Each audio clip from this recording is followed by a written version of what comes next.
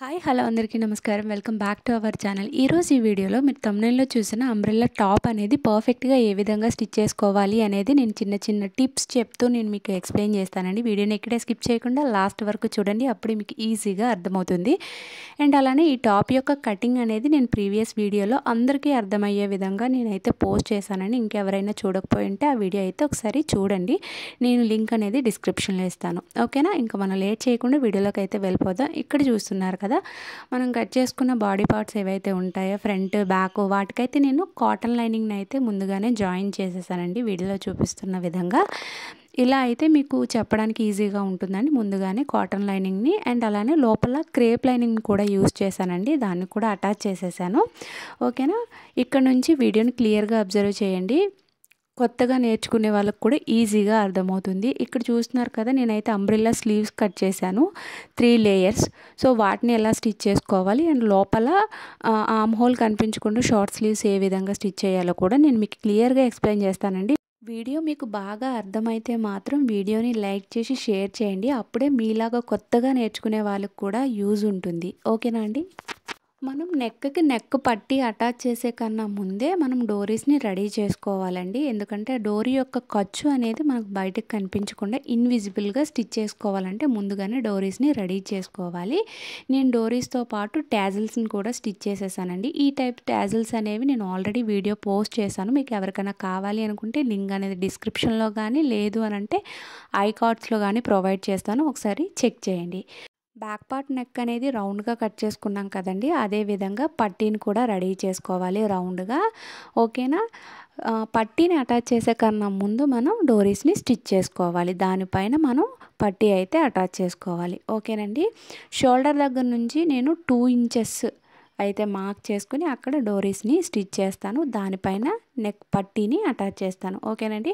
డోరీస్ ఎప్పుడు కూడా మరీ పైకి వెళ్ళకూడదండి. ఒక 2 ఇంచెస్ 2.5 కొంచెం కిందకు ఉంటేనే బాగుంటుంది. మరీ పైకి వెళ్ళిపోయినా అంత లుక్ అనేది బాగుండదు. నేను షోల్డర్ దగ్గర నుంచి 2 ఇంచెస్కి మార్క్ చేసి అక్కడ డోరీని ఈ విధంగా స్టిచ్ చేస్తున్నాను. వీడియోలో చూపిస్తున్న విధంగా డోరీస్ని స్టిచ్ చేసుకోవాలి.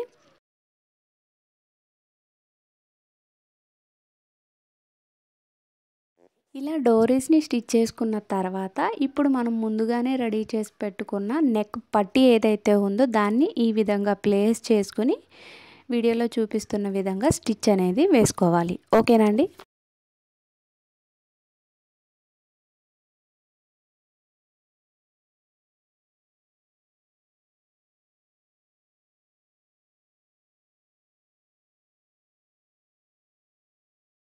ఇలా పట్టీని స్టిచ్ చేసిన తర్వాత ఇప్పుడు మనం వేసిన స్టిచ్ అనేది కట్ అవ్వకుండా నెక్ చుట్టూ చిన్న కట్స్ అనేవి పెట్టుకోవాలి. ఓకేనండి? ఇలా కట్స్ పెట్టుకోవడం వల్ల పర్ఫెక్ట్గా వస్తుంది నెక్ అనేది. ఓకేనా? ఇలాగా చిన్న కట్స్ అయితే పెట్టుకోండి. మీరు వేసిన స్టిచ్ అనేది అసలు కట్ అవ్వకుండా చూసుకోండి. ఓకేనా? ఇలా కట్స్ పెట్టడం కంప్లీట్ అయిపోయిన తర్వాత ఇప్పుడు వీడియోలో చూపిస్తున్న విధంగా నెక్ పట్టీని ఇలాగా పక్కకి ప్లేస్ చేసుకోవాలి. ప్లేస్ చేసుకుని దానిపైనే స్టిచ్ అనేది వేసుకోవాలి. ఓకేనండి? ఓన్లీ పట్టీ పైన మాత్రమే వీడియోలో చూపిస్తున్న విధంగా స్టిచ్ అనేది వేసుకోవాలి.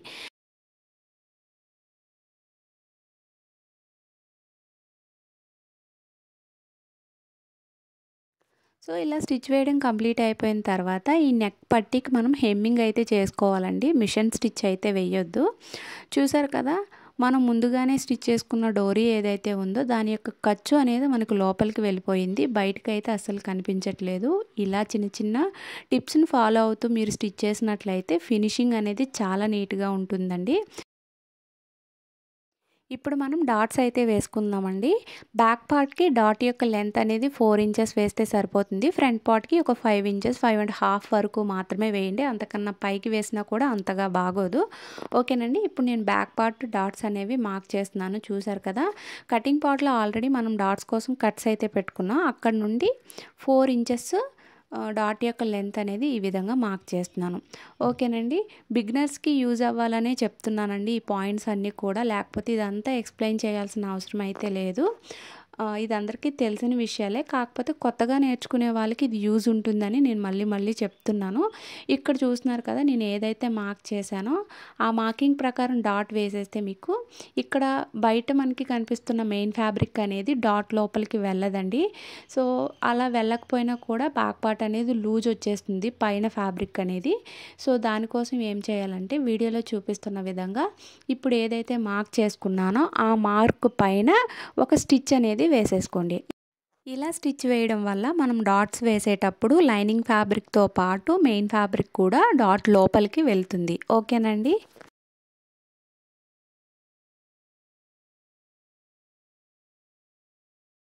మనం కటింగ్ పార్ట్లోని డాట్ కోసం 1 ఇంచ్ ఎక్స్ట్రాగా తీసుకున్నాం కదండి. ఆ 1 ఇంచ్ డాట్ అనేది వేసేసుకోవాలి. ఏ సైజు వరకైనా సరే డాట్ యొక్క విడ్త్ అనేది 1 ఇంచ్ ఉండాలండి. ఇక్కడ మనం ఇక్కడ మార్క్ చేసాం కదండి. ఆ మార్కింగ్ దగ్గరికి ఇలా ఫోల్డ్ చేసాం కాబట్టి 1 ఇంచ్ అనేది ఇలా ఫోల్డింగ్లో ఉంది కాబట్టి 1/2 ఇంచ్ వేస్తే సరిపోతుంది. ఓకేనండి. ఏ సైజు వరకైనా 1 ఇంచ్ మాత్రం కంపల్సరీ తీసుకోవాలండి. బాగా చిన్న పిల్లలకైతే డాట్స్ అయితే అవసరం లేదండి. ఓకేనా. నేను చెప్తున్న టిప్స్ అన్నీ ఫాలో అవుతూ కట్ చేసి స్టిచ్ చేసుకుంటే మాత్రం తప్పకుండా పర్ఫెక్ట్ ఫిట్టింగ్ అండ్ ఫినిషింగ్ అనేది వస్తుందండి. ఓకేనా.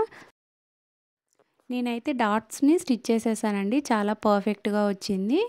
చాలా పర్ఫెక్ట్గా వచ్చిందంటే దాని అర్థం ఏంటి అని అంటే నేను ఫ్రంట్కి టర్న్ చేసి చూపిస్తాను. ఇక్కడ చూస్తున్నారు కదా, మిడిల్ పార్ట్ ఏదైతే ఉందో అక్కడ మనకి లూజ్గా అయితే రాలేదండి. మెయిన్ ఫ్యాబ్రిక్ ఇలా పర్ఫెక్ట్గా వచ్చింది.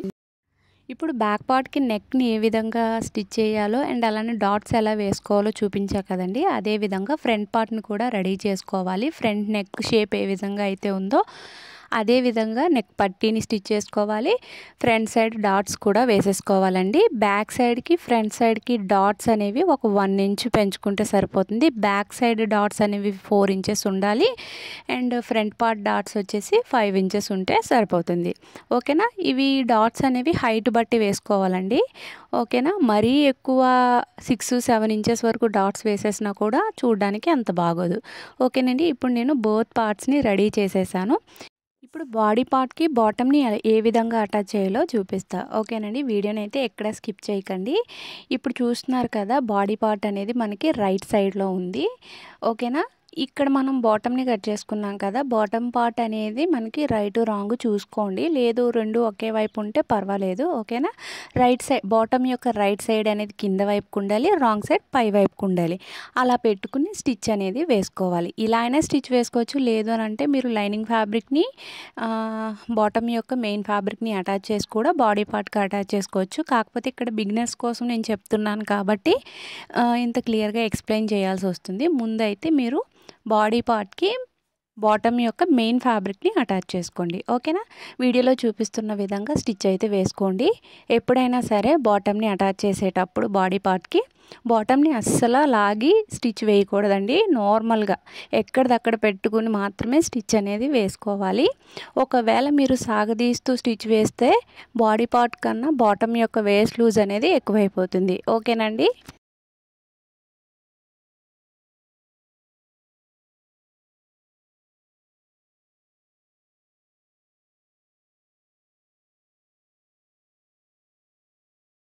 చూసారు కదా, బాడీ పార్ట్కి బాటమ్ యొక్క మెయిన్ ఫ్యాబ్రిక్ని అయితే నేను అటాచ్ చేసేసానండి. నాకైతే ఎక్కువ తక్కువ ఏం రాలేదండి.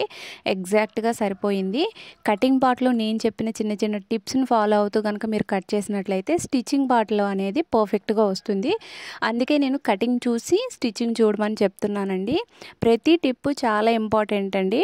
ఓకేనా. ఫినిషింగ్ నీట్గా రావాలి అని అంటే ఈ టిప్స్ అన్నిటిని ఫాలో అవుతూ కట్ చేసుకుని స్టిచ్ చేసుకోవాలి. ఇక్కడ చూస్తున్నారు కదా, బాటమ్ పార్ట్ యొక్క లైనింగ్ ఫ్యాబ్రిక్ని కూడా మెయిన్ ఫ్యాబ్రిక్ని ఏ విధంగా అటాచ్ చేసామో లైనింగ్ ఫ్యాబ్రిక్ని కూడా అదే విధంగా అటాచ్ చేసుకోవాలి. దీన్ని కూడా అస్సలు సాగదీయకూడదండి. ఎందుకంటే మనం క్రాస్ కట్ చేసాం కాబట్టి నడుము అనేది సాగిపోతుంది. ఓకేనండి.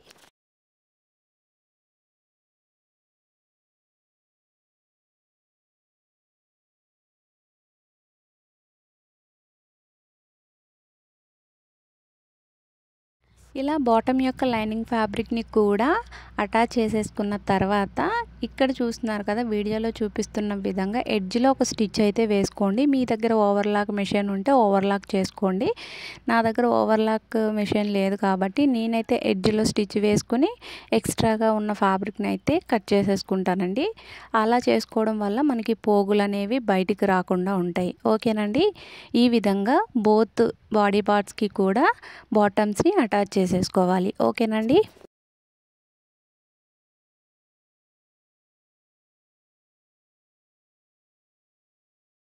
ముందు చూపించిన విధంగా బోత్ పార్ట్స్ని అయితే నేను రెడీ చేసేసానండి. ఇప్పుడు మనం షోల్డర్స్ అనేవి జాయిన్ చేసేసుకోవాలి. షోల్డర్స్ని జాయిన్ చేసుకున్న తర్వాత మనం స్లీవ్స్ని ఏ విధంగా అటాచ్ చేసుకోవాలో చూద్దాం. ఓకేనండి.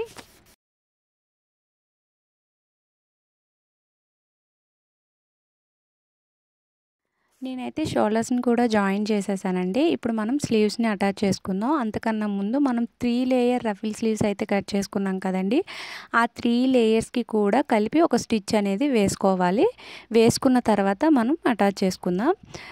మీరు ఒకసారి ఆ స్లీవ్స్కి, ఆ రఫిల్ స్లీవ్స్కి right side wrong side check చేసుకోండి. ఓకేనా. రైట్ సైడ్ వైపు నేను చూపిస్తున్నాను కదా, ఫస్ట్ పెద్ద లేయర్ ఏదైతే కట్ చేసుకున్నామో అది, దానికన్నా కొంచెం చిన్న లేయర్ దానిపైన పెట్టుకోండి. దానికన్నా చిన్న లేయర్ని దానిపైన పెట్టుకుని కలిపి ఒక స్టిచ్ అనేది వేసేసుకోండి. ఓకేనా. ఇక్కడ స్టిచ్ వేసుకునేటప్పుడు మిడిల్లో కట్ ఏదైతే ఉందో అక్కడ నుండి స్టిచ్ వేసుకుంటూ వెళ్ళండి. అలా అయితేనే మీకు పర్ఫెక్ట్గా వస్తాయి. వీడియోలో చూస్తున్నారు కదండి, నేను మిడిల్ అయితే కట్ పెట్టాను ఈ 3 లేయర్స్ రఫిల్స్కి కూడా. సో అక్కడ నుండి నేనైతే ఆ 3 లేయర్స్ని సెట్ చేసుకుని నీట్గా స్టిచ్ అయితే వేసుకుంటున్నానండి. వీటిని స్టిచ్ చేసేటప్పుడు కూడా మీరు వీటిని సాగదీయకుండా స్టిచ్ వేసుకోవాలండి. లేదంటే ఇది కూడా సాగిపోయి మన బాడీ యొక్క ఆర్మ్ రౌండ్కి ఇది మ్యాచ్ అవ్వదండి. సో మీరు స్టిచ్ వేసుకునేటప్పుడు కొంచెం జాగ్రత్తగా వేసుకోండి. అందుకని నేను మిడిల్ నుంచి స్టార్ట్ చేసి స్టిచ్ అనేది స్టార్టింగ్కి వేసుకుంటున్నాను. ఇటువైపు అయిపోయిన తర్వాత యాజ్ ఇట్ ఈజ్ ఇప్పుడు మనం ఏ విధంగా అయితే స్టిచ్ వేసుకున్నామో అదే విధంగా ఇంకొక సైడ్ కూడా స్టిచ్ అనేది వేసుకోవాలి. మీరు వీడియోని క్లియర్గా అబ్జర్వ్ చేస్తే మీకే అర్థమవుతుందండి. ఓకేనా. ఇక్కడ నేనైతే ఈ 3 లేయర్స్కి కూడా జిగ్జాగ్ అయితే చేయలేదండి. మీరైతే మాత్రం ముందు జిగ్జాగ్ చేసేసుకున్న తర్వాత స్లీవ్స్ని అటాచ్ చేసుకోండి. ఎందుకంటే నేను బాటంలో కూడా జిగ్జాగ్ చేయాలి కదా, దీనికి దానికి ఒకేసారి చేద్దామని చెప్పేసి నేనైతే జిగ్జాగ్ చేయలేదండి. మీరు జిగ్జాగ్ చేసుకుంటే మీకు ఇంకా ఈజీగా ఉంటుంది స్లీవ్స్కి. ఓకేనా.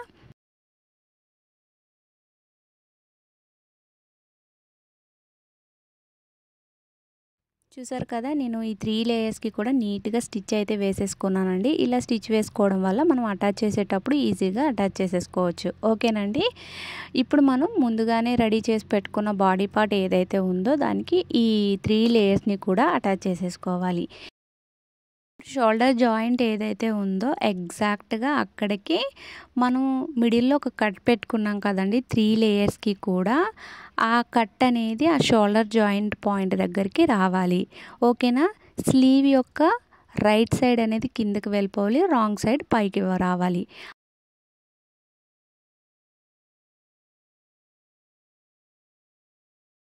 ఇంకా ఈజీగా చెప్పాలంటే స్లీవ్ ఇప్పుడు మనం ఏదైతే లేయర్స్ అటాచ్ చేస్తున్నామో వాటి యొక్క రాంగ్ సైడ్ పైకి ఉండాలి, రైట్ సైడ్ కిందకు ఉండాలి. అలా పెట్టుకుని మనం అటాచ్ చేసేసుకోవాలి. ఓకేనండి. ఈ 3 లేయర్స్కి కూడా మనం హ్యాండ్లో అంతా ఏం తీయలేదు కాబట్టి 2 సైడ్లు ఒకేలా ఉంటాయి. సో ఎటు వైపు అటాచ్ చేసినా పర్వాలేదు. ఓకేనండి. మిడిల్ నుండి మనం హ్యాండ్ జాయింట్ని లాస్ట్ వరకు స్టిచ్ చేసాం కదండి. ఇప్పుడు ఇంకొక సైడ్ కూడా అదే విధంగా స్టిచ్ వేసుకుంటూ వెళ్ళాలి. ఓకేనండి.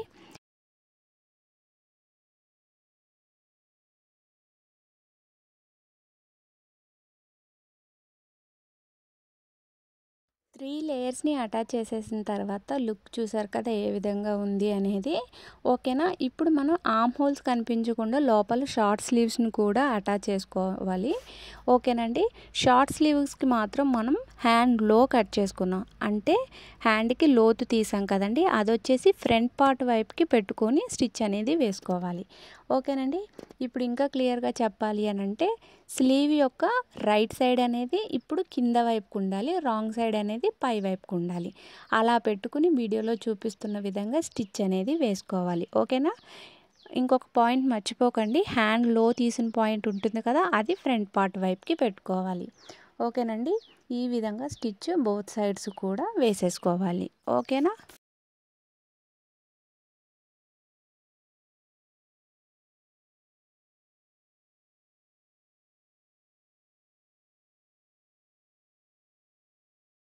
లోపల షార్ట్ స్లీవ్ని కూడా స్టిచ్ చేసేసుకున్న తర్వాత డబల్ స్టిచ్ అనేది కన్ఫామ్గా వేసుకోవాలండి. అప్పుడే మీకు స్లీవ్ అనేది స్ట్రాంగ్గా ఉంటుంది. ఓకేనండి. మీ దగ్గర ఓవర్లాక్ ఫెసిలిటీ ఉంటే ఎడ్జ్లో ఓవర్లాక్ అయితే చేసేసుకోండి. లేదు అనుకుంటే ఎడ్జ్లో ఒక స్టిచ్ అనేది వేసేసుకుని ఎక్స్ట్రాగా ఉన్న ఫ్యాబ్రిక్ని నీట్గా ట్రిమ్ చేసేసుకోండి. ఓకేనండి. ఇదే విధంగా బోత్ స్లీవ్స్ని కూడా మనం స్టిచ్ చేసేసుకోవాలి. బిగినర్స్ అయితే కొంచెం కన్ఫ్యూజ్ అవుతారని చెప్తున్నానండి. ముందుగా మనం 3 లేయర్స్ రఫిల్స్ని స్టిచ్ చేసిన తర్వాత దానిపైన మనం షార్ట్ స్లీవ్ని అయితే అటాచ్ చేసుకున్నామండి.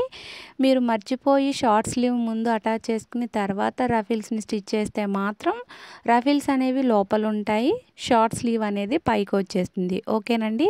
తప్పుగా అనుకోకండి, బిగినర్స్ ఉంటారని చెప్పేసి నేను మళ్ళీ చెప్తున్నాను. ఓకేనండి.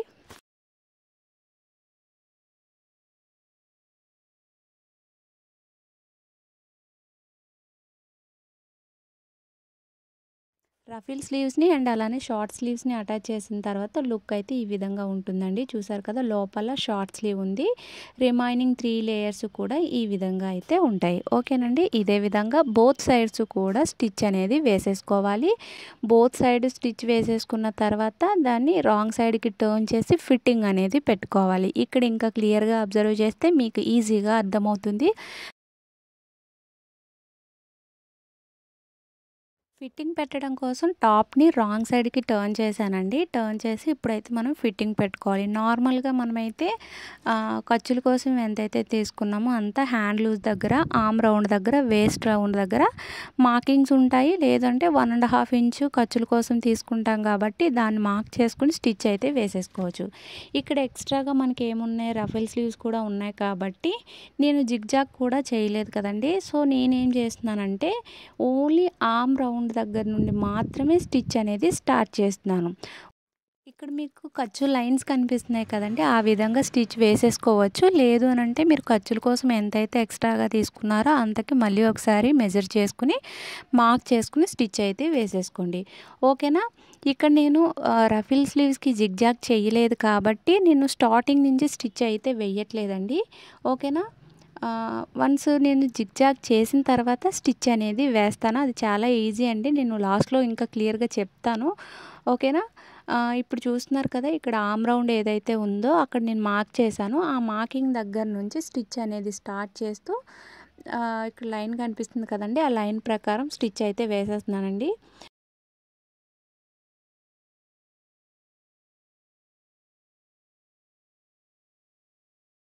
బాటమ్ పార్ట్లో మాత్రం లైనింగ్ ఫ్యాబ్రిక్కి మెయిన్ ఫ్యాబ్రిక్కి కలిపి లాస్ట్ వరకు స్టిచ్ వేయకూడదండి. ఒక 2-3 ఇంచెస్ వరకు మాత్రమే లైనింగ్ ఫ్యాబ్రిక్కి మెయిన్ ఫ్యాబ్రిక్కి కలిపి స్టిచ్ అనేది వేసుకోవాలి. అక్కడ నుండి లైనింగ్ ఫ్యాబ్రిక్కి సపరేట్గా, మెయిన్ ఫ్యాబ్రిక్కి సపరేట్గా స్టిచ్చెస్ అనేవి వేసుకోవాలి. ఓకేనండి. ఇక్కడ వీడియోని అబ్జర్వ్ చేయండి. నేను బాటమ్ పార్ట్లోని ఒక 2-3 ఇంచెస్ వరకు మాత్రమే కలిపి స్టిచ్ వేశాను కదా, అక్కడ స్టిచ్ అనేది రఫ్ చేసేసానండి.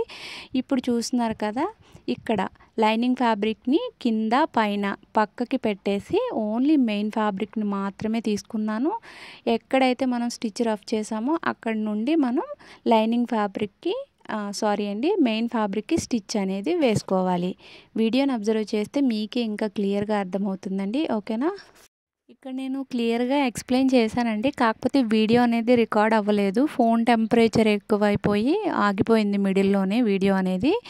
సో ఇక్కడైతే రికార్డ్ అవ్వలేదండి, కాబట్టి నేను ఇంకొక సైడ్ ఉంది కదా, సైడ్లో చూపిస్తానండి ఏ విధంగా స్టిచ్ వేయాలి అనేది. ఓకేనా. నేనైతే ఇక్కడ చెప్తున్నానండి, లైనింగ్ ఫ్యాబ్రిక్కి సపరేట్గా, మెయిన్ ఫ్యాబ్రిక్కి సపరేట్గా స్టిచ్ వేసానని. అండ్ బాడీలో కూడా, అంటే బాడీ పార్ట్లో కూడా మనకి ఎన్ని స్టిచ్చెస్ కావాలంటే అన్ని స్టిచ్చెస్ అయితే వేసుకోవచ్చండి. ఓకేనా. ఇక్కడ మీకు అది రికార్డ్ అవ్వలేదు కాబట్టి ఈ సైడ్ నేను మీకు చూపిస్తున్నాను. ఓకేనా. ఎక్కడైతే మనం బాటమ్ పార్ట్లోని రఫ్ స్టిచ్ వేసామో అక్కడ నుండి ఇక్కడ చూస్తున్నారు కదా లైనింగ్ ఫ్యాబ్రిక్ని నేను పక్కకు పెట్టాను. కింద పైన ఉన్న లైనింగ్ ఫ్యాబ్రిక్ని పక్కన పెట్టేసి ఓన్లీ మెయిన్ ఫ్యాబ్రిక్ని మాత్రమే తీసుకుని అక్కడ నుంచి స్టిచ్ స్టార్ట్ చేసి కింద వరకు వేసుకుంటూ వెళ్ళిపోవాలి. ఓకేనండి. ఇక్కడ నుండి వీడియోని అయితే మీరు క్లియర్గా గమనించండి.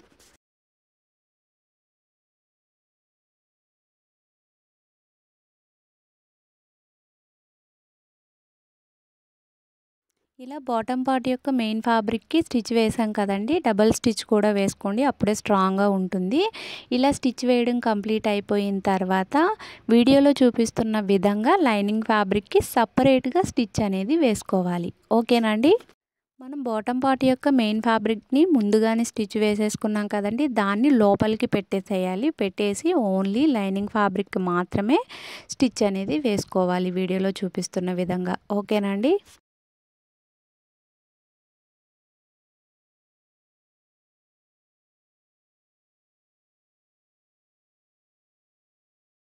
అర్థమైంది కదండి. లైనింగ్ ఫ్యాబ్రిక్కి సపరేట్గా మెయిన్ ఫ్యాబ్రిక్కి సపరేట్గా స్టిచ్ ఎలా వేసుకోవాలి అనేది. ఓకేనా. బాటమ్ యొక్క లైనింగ్కి ఇలాగా చిన్నగా ఫోల్డ్ చేసి స్టిచ్ వేసేసుకోవాలి. మెయిన్ ఫ్యాబ్రిక్కి జిగ్జాగ్ చేసేసుకోవాలండి. ఓకేనా.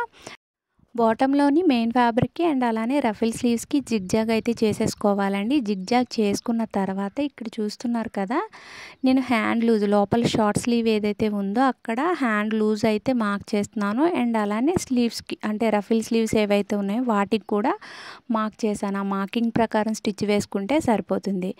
అండ్ అలానే నెక్ పట్టీస్ ఏవైతే ఉన్నాయో వాటికి మనం హెమ్మింగ్ అయితే చేసేసుకోవాలండి. ఫైనల్గా మనకి టాప్ అనేది కంప్లీట్ అయిపోయింది. నేను జిగ్జాగ్ చేసిన తర్వాత చూపిస్తానండి ఏ విధంగా స్టిచ్ వేశాను అనేది.